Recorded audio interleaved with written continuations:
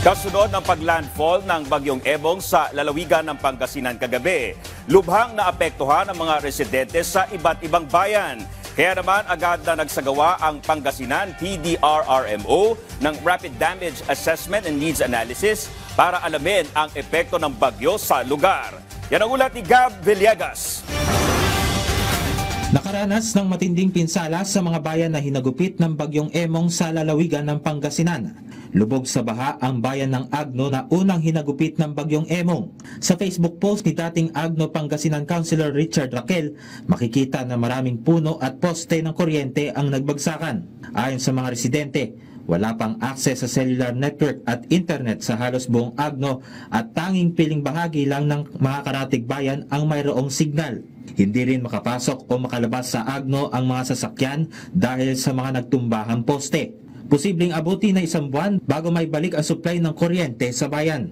Sa bayan ng Bani, napunta na sa gitna ng kalsada ang waiting shed matapos hagupitin ang bayan ng Bagyong Emong.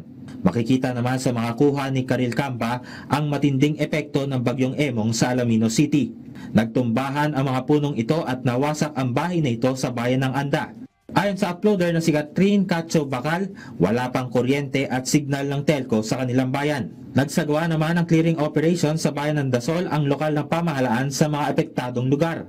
Nagsagawa na rin ng line inspection ang mga tauhan ng Pangasinan 1 Electric Cooperative o Panelco 1 sa mga lugar na may natumbang poste at sirang linya ng kuryente. Agad nagsagawa ang Pangasinan Provincial Disaster Risk Reduction and Management Office ng Rapid Damage Assessment and Needs Analysis matapos ang pagtama ng Bagyong Emong sa Western Pangasinan.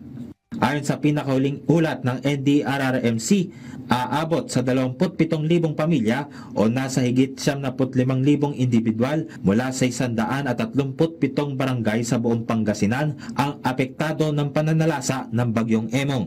Gab Humilde Villegas para sa Pambansang TV sa Bagong Pilipinas.